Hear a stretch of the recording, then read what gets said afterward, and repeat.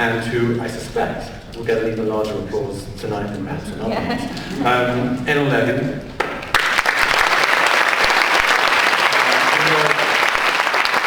He was appointed as an Israeli government spokesman after the commencement of the war. You've all seen him on TV, you've all seen him on viral videos, you've seen his eyebrows, I suspect. He's the host of the State of the Nation podcast.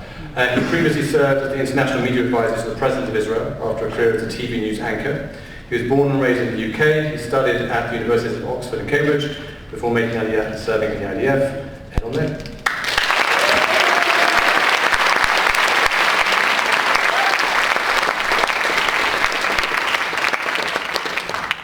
Thank you. Good evening, everyone.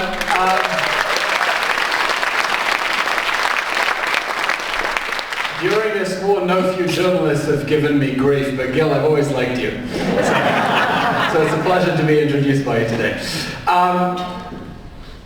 After around 500 media appearances over the last 5 months, I want to share with you some personal thoughts and reflections in a personal capacity about what it has been like since October 7th.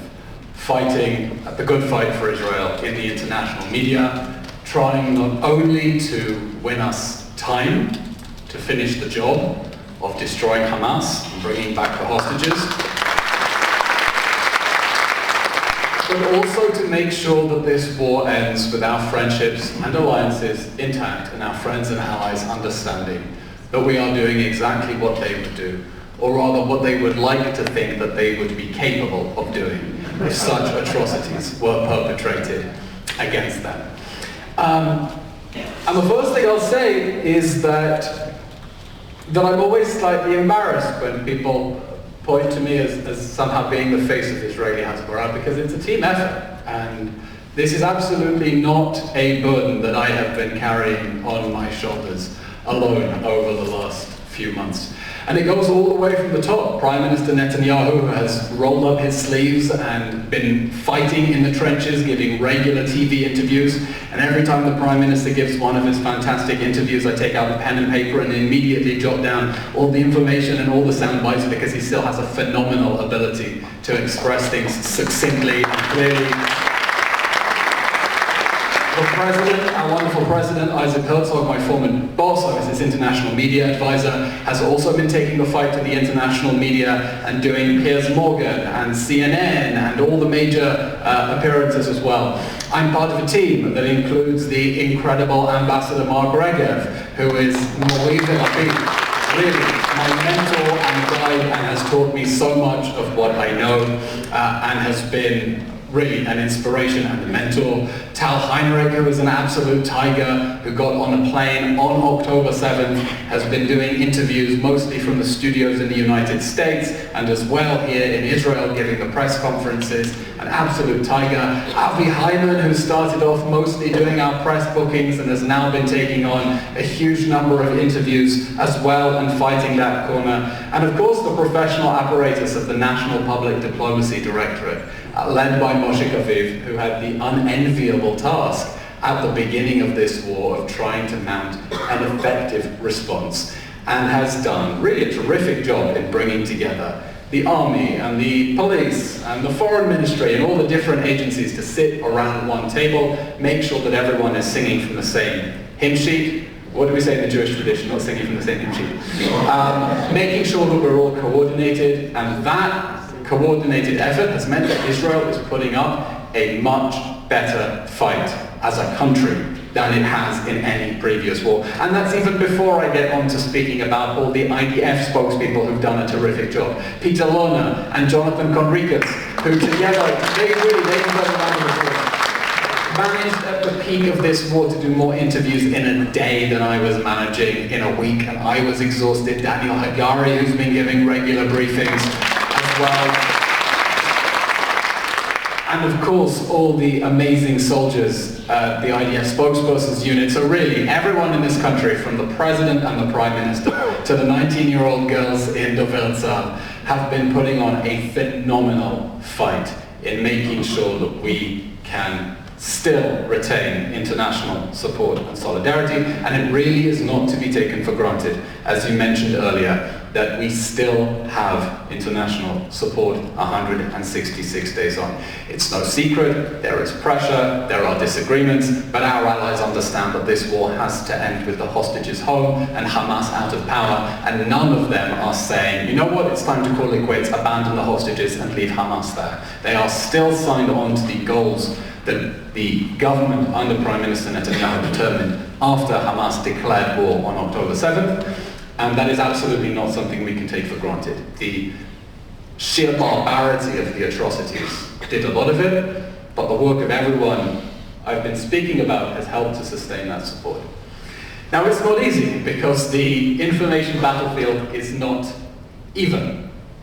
When I go on TV or any of the other spokespeople as spokespeople for the Israeli government or the National Public Diplomacy Directorate in the Prime Minister's office, I'm going against the UN Special Envoy for special humanitarian, nice, fluffy, duffy, nice things. And these are agencies and organizations that have simply been hijacked by the Palestinian agenda. The World Health Organization cannot bring itself to condemn Hamas's militarization of hospitals. The Red Cross cannot bring itself to condemn Hamas hijacking aid trucks. UNRWA actively covers up Hamas's theft of aid. There was a remarkable incident at the beginning of the war when UNRWA tweeted that officials purporting to be from the Gaza Ministry of Health stole fuel and medical supplies from one of their warehouses and their staff had to flee. Luckily, someone took a screenshot because they deleted it minutes later and then put out a correction that sounded like someone had put a gun to their social media intern's head, saying, "We deny reports on social media." What reports on social media? These were your own tweets. And then I had to go on the BBC after an UNRWA spokesperson and they say, well, UNRWA assures us that Hamas cannot steal their aid. I said, what are you talking about? They admitted it. They deleted it. And now they're covering it up. They are in on it. They are in on it. And so when the World Health Organization comes out with a statement about Israel attacking medical facilities, or UNRWA makes a statement about famine or genocide or whatever they've been saying since October 7th, okay? The electricity that keeps running out and never does, the Hanukkah miracle. It's not an even battlefield. It is not an even battlefield. It's David against Goliath. What makes it worse, apart from having to deal with experts who have UN on their business card, and therefore Hamas is using them to launder information.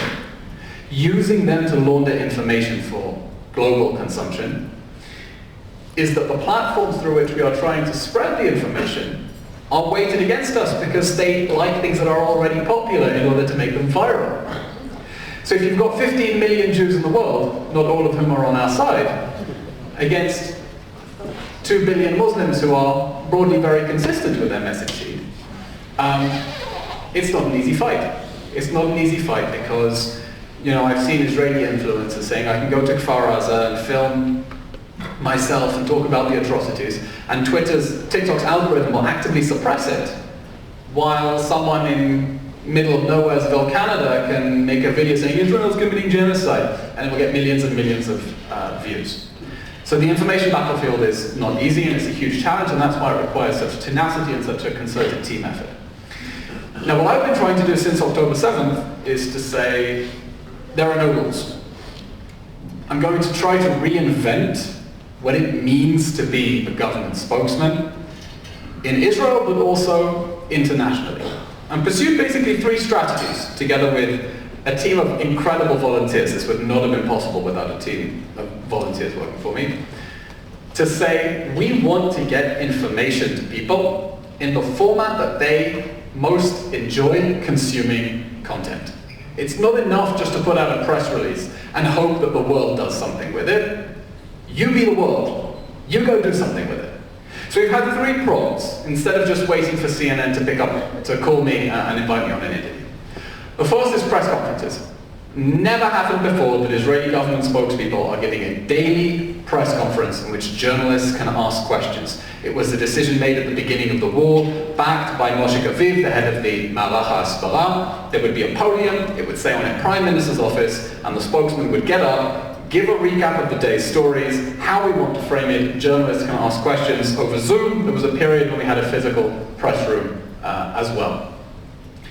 Absolutely critical in being able to set the agenda, not having to respond to questions. I then get off an interview, I get off a press conference and immediately see where I'm getting quoted in all the live updates of the media channels because they're watching. There was a point at the peak of the... Hi, Graham! There was a point at the peak of the last hostage release pause in November, and please, please, God, may we have another one soon. Now. In which the BBC, Sky News, Fox News would interrupt their broadcasts to dip into, we are now going to the Israeli government is holding a press conference. And they would take for 10 minutes, me or the other government spokespeople standing in front of a podium and explaining the situation. That was a surreal out-of-body experience to get off and suddenly see that the BBC and Sky News had dipped into that life. That's the first strategy. Press conferences, you can put out a statement, it's good for the media, but they need to see it on videos. You put it in video and you give them something, a soundbite they can use in their reports. The second prong is social media. Journalists like to get their material on Twitter. Sometimes the easiest thing to do is simply to scroll through someone's Twitter account and see what they've been saying and then quote them. Okay? In the last week, I was able to get quotes in the New York Times, Wall Street Journal, and The Guardian about the food situation in Gaza because they simply quoted things that I was tweeting.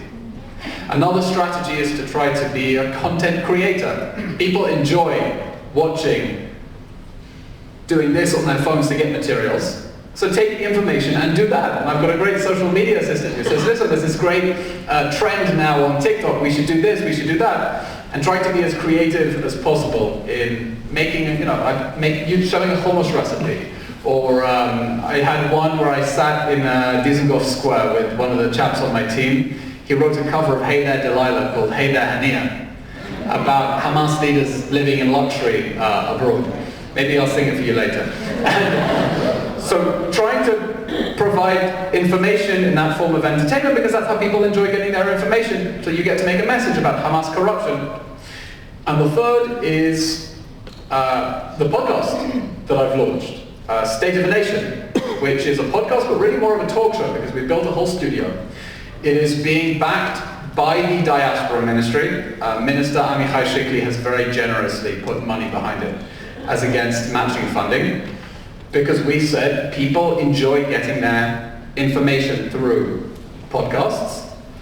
So come and be a fly on the wall as the spokesman has an in-depth conversation with policymakers, journalists, other spokespeople, and gets briefed about what is happening. And we're really breaking the rules. 2 weeks ago I was in New York and filmed an episode of the podcast with Congressman Richie Torres in his office in the Bronx. And I'm pretty happy to put money on it, once we manage to raise the money to keep the podcast afloat, that is probably the first time that a foreign government spokesman has ever interviewed a sitting politician from another country for their own semi-official media platform.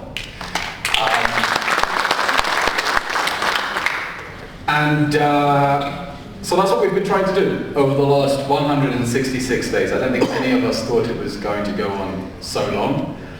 There's a long and dangerous road ahead with Rafah, the Prime Minister today saying, of course we will eventually move into Rafah. We have no choice. We're not going to leave the remainder of Hamas's battalions standing, keeping up that military pressure to get back the hostages. 134, we know 35 are dead.